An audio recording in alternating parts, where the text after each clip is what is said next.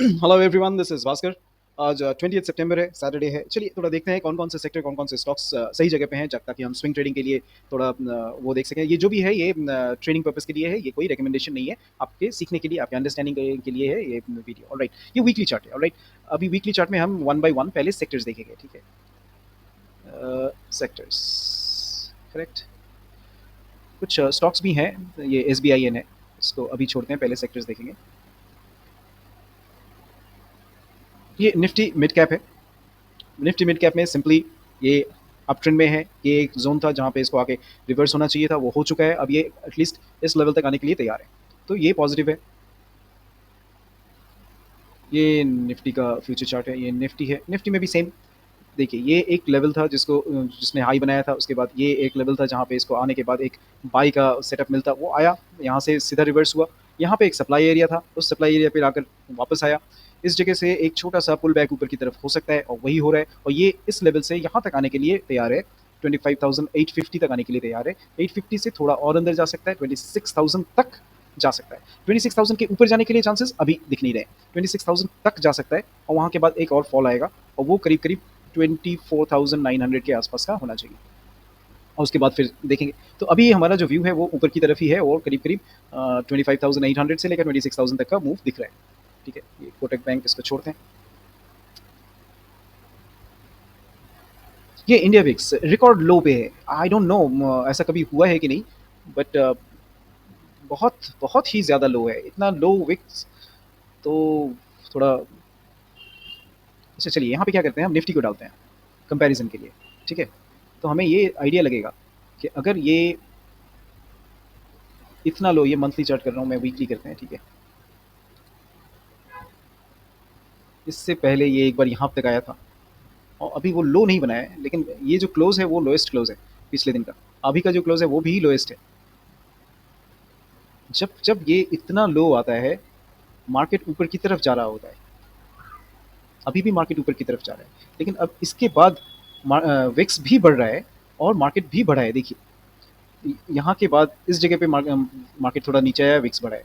तो ये कोरिलेशन थोड़ी सी बिल्कुल सही नहीं बैठ रही, बट जनरली होता क्या है, विक्स जब ऊपर जाता है तो मार्केट नीचे आता है। पर अभी एक ऐसे जोन पे है जहाँ पे मार्केट को एक झटका ऊपर की तरफ दिखना चाहिए, और शायद वो हमें 26,000 तक ले जाने के लिए तैयार है।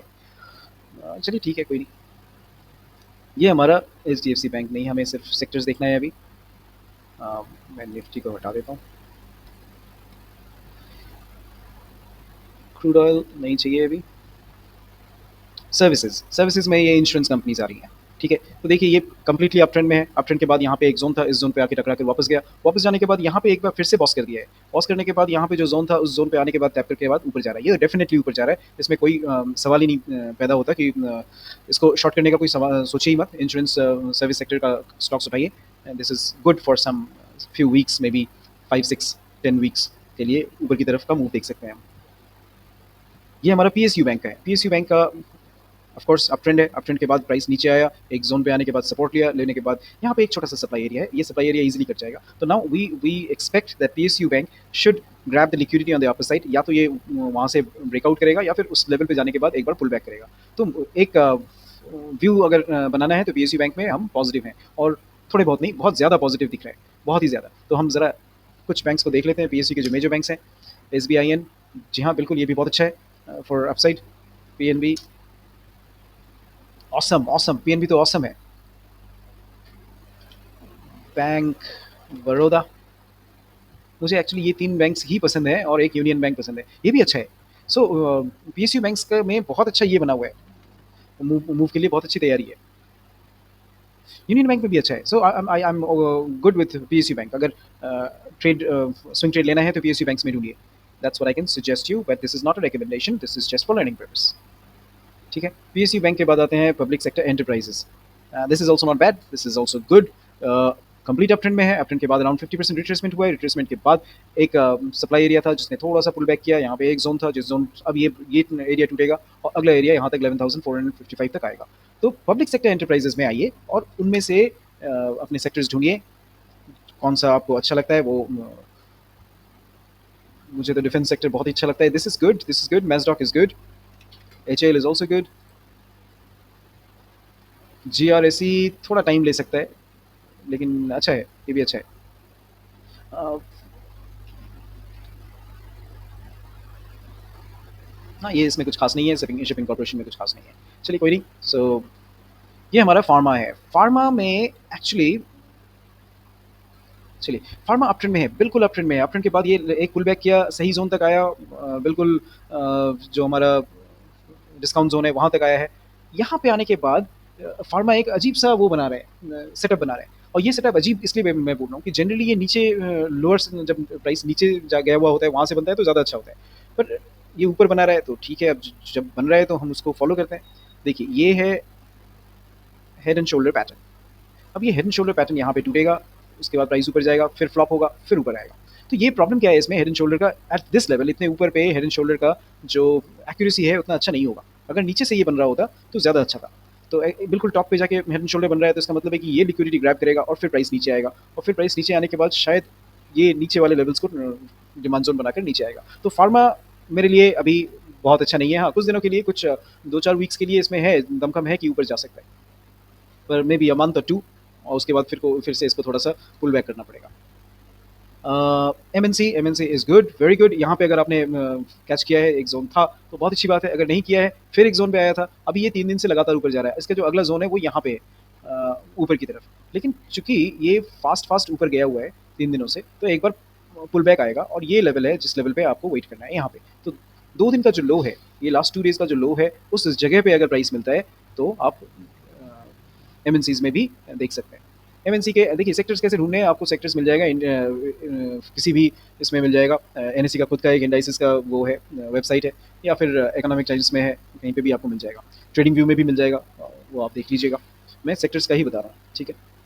मेटल, मेटल यहाँ से अप ट्रेंड में था, यहाँ पे देखिए इसने यहाँ पे लिक्विडिटी ग्रैब किया और नीचे आ गया। नीचे आने के बाद जब ये लिक्विडिटी ग्रैब हुआ तो इसका मतलब है कि इस लेवल तक आने के लिए तैयार है। वहाँ से इस लेवल तक आया, आने के बाद फिर से बाइंग हुई। अब यहाँ की लिक्विडिटी ले चुका है, अब ये ऊपर का एक लिक्विडिटी बचा हुआ है, तो इसको भी लेने के लिए, ऊपर जाने के लिए पूरी तरह तैयार है। तो for next 4-5 weeks we can say metal is good, metal ऊपर जाएगा। जाने के बाद यहाँ पे आने के बाद हम एक डिसीजन लेंगे। हो सकता है वो, अगर हमें वहाँ पे रिजेक्शन मिले तो फिर से नीचे आएगा। अगर रिजेक्शन ना मिले, हो सकता है कि इस बार सीधा ही रन थ्रू कर जाए, तो वो हो सकता है। अभी 2 दिन, अभी अगर आपको वेट करना है, तो ये लेवल है जहाँ पे आपको वेट करना है। अगर इस लेवल के आसपास मिलता है, तो डेली चार्ट पे जाकर देखिए, डेली चार्ट में और भी अच्छा ये होगा। डेली चार्ट में यहाँ पे एक ज़ोन था, उस ज़ोन को 3 दिन पहले टच करके वापस गया था, 3 डेज़ अगो। देखिए कैसे आपको ट्रेड करना है, वो तो कितना ईज़ी हो जाता है। ये ज़ोन था, ठीक है? ये मैंने मार्क कर दिया। अब इसको जाते हैं आवरली चार्ट पर, और 3 डेज़ अगो क्या हुआ वो देखते हैं। ये प्राइस एक ही झटके में यहाँ पे आया, और ये करीब सवा 1 बजे का कैंडल है, अर्ली कैंडल है। ये नीचे आया और फिर यहाँ से ऊपर गया। उसके बाद अगले दिन फिर से यहाँ पे नीचे आया, और अभी ये ऊपर जाने की तैयारी। तो यहाँ से इस लेवल पे अगर आप बैठे होते, अगर आपको दिख रहा होता कि हाँ ये लेवल है जहाँ पे हमें एंट्री करने की सोचनी है, तो जैसे ही वो इसके अंदर एंटर किया, आप 5 मिनट्स के चार्ट पे जाते हैं। मैं यहाँ पे आपको सेक्टर दिखा रहा हूँ, क्योंकि स्टॉक स्पेसिफिक बनने में देने में थोड़ी सी प्रॉब्लम है। आपको पता है मैं क्यों क्या बोल रहा हूँ, I hope you know it. तो इस जगह पे जब प्राइस आया, तब आपको यहाँ पे, जब ये प्राइस यहाँ पे घुस गया, उसके बाद आपको प्लान करना है कि अब मुझे यहाँ पे ट्रेड लेना है ना? बाई तो करना है, क्योंकि डेली का ये आ चुका है। तो ये लेवल पे प्राइस जब आया, और जब वापस यहाँ पे आपने रिएक्शन देख लिया, तो जैसे ही यहाँ से रिएक्ट करते हैं, तब आप बाई कर सकते हैं कि ओके ठीक है, यहाँ पे बाई करता हूँ, ये स्टॉप लॉस। अगर ये छूट गया आपका, तो आप क्या करते हैं? आप इस लेवल पे दोबारा एक और जोन बना कर गया, ये जोन था। प्राइस जब इस जोन पे आता है, तब आप बाई कर सकते हैं। अगर वो भी छूट गया, तो दोबारा जब इसी जोन पे आता है, जो यहाँ पे एक जोन छोड़ के गया था, वो आपको ये ट्रेंड इंट्राडे में मिल जाता। अगले दिन अगर जब यहाँ पे प्राइस आया, तो ये वही जोन है जिस जोन को ये छोड़ कर गया था। ये जोन अभी तक अनटच्ड है। तो यहाँ पे जैसे ही प्राइस घुसा, आप यहाँ पे बाई करते हैं। ये आपकी बाइंग पॉइंट होती है, और यहाँ से प्राइस ऊपर जाता है। कहाँ तक जाएगा? इस लेवल पे आपको पहला जो रेजिस्टेंस दिख रहा है लेफ्ट हैंड साइड में, वो है यहाँ पे। तो ये आपका बाइंग पॉइंट होता है। यहाँ से आप एक्सपेक्ट करते हैं यहाँ तक का आपको वो मिले, मूव मिले, और ये मूव है करीब करीब 1% का, 104। और आपका स्टॉप लॉस क्या बनता है? जस्ट जहाँ से ये निकल कर जा रहा है, ये जो जोन है उसके नीचे। जैसे ही इनिशियल आपका स्टॉप लॉस इस लेवल के नीचे होगा, क्योंकि ओवरऑल जो जोन है यहाँ तक है, लेकिन जैसे ही वो मूव कर जाता है, आपका जोन इस बॉक्स के अंदर आ सकता है। तो ये जोन कितना है? 0.16%, और ये मूव कितना है? ऑलमोस्ट 1%। ठीक है, चलिए फिर हम पीछे वापस चलते हैं अपना स्टॉक्स आप ढूँढ लीजिएगा, ऐसे ही ढूँढना है सिंपल तरीका है। ये क्या है? मीडिया, मीडिया मुझे पसंद नहीं है, बिल्कुल अवॉइड कीजिए, सबसे गंदा वो है। CNXIT, अब देखिए इतनी सारी बातें हो गई और हर बार हमने क्या बोला कि ये ज़ोन पे आया और निकल गया, ज़ोन पे आया, निकल गया। अब यहाँ पे देखिए ये ज़ोन पे आया, ये इस दिन ज़ोन बनाकर गया था, वापस ज़ोन पे आया और रिवर्स हो रहा है। यही मैं बता रहा हूँ, ऊपर का ज़ोन कहाँ है? यहाँ पे है, इस लेवल पे आएगा। तो ये यहाँ से इस लेवल तक आने के लिए इसके ये तैयार है। तो अगले 2-3 वीक के लिए हम देख सकते हैं कि आईटी में एक मूव आएगा ऊपर की तरफ, ठीक है? ये यहाँ पे थोड़ा-सा रुकेगा, हो सकता है पीछे आए। अब जब पीछे आएगा तो ये यहाँ से फिर नीचे आएगा, तो एक ज़ोन बना कर जाएगा, ठीक है? अब नेक्स्ट वीक मेरे ख़्याल से नेक्स्ट वीक का जो मूव होगा, नेक्स्ट वीक में ही ये इस लेवल को टच कर लेना चाहिए और फिर यहाँ पे एक ज़ोन बना कर जाएगा, ठीक है? ये ज़ोन बनाकर जाएगा। जब ये यहाँ पे आने के बाद आपको दिखेगा कि अगले दिन या अगले हफ्ते ये ऐसा कुछ बनाता है।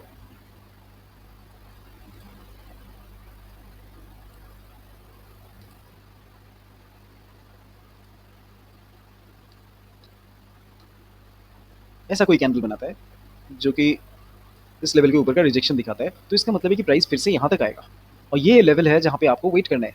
प्राइस यहाँ पे आएगा तो फिर आपको दोबारा अपॉर्च्युनिटी मिलेगा खरीदने का। इस लेवल पे जैसे ही आपको प्राइस मिलेगा आप खरीद सकते हैं। लेकिन अगर ऐसे प्राइस आए तो आप नहीं खरीदना चाहेंगे। आप कब खरीदना चाहेंगे? जब प्राइस ऐसा कुछ करे।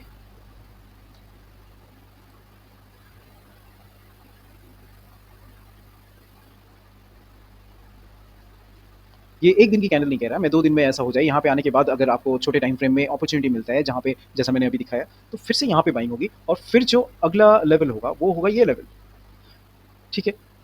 ये स्विंग ट्रेडिंग के लिए सेम चीज़ काम करता है आपके इंट्राडे के लिए भी, लेकिन इंट्राडे में थोड़ा chaos ज़्यादा है, तो आपको ज़्यादा केयरफुल रहना पड़ता है। ये सारी ड्राइंग्स मैं हटा देता हूँ। What is this? Infra, okay. Infra में देखिए, अब मैं इंफ्रा से पहले मैं आपको यहाँ पे आईटी में एक चीज़ बताऊँ। ये देखिए आईटी अप ट्रेंड में है ना? अब ये अप ट्रेंड में आने के बाद यहाँ पे इसने क्या किया है,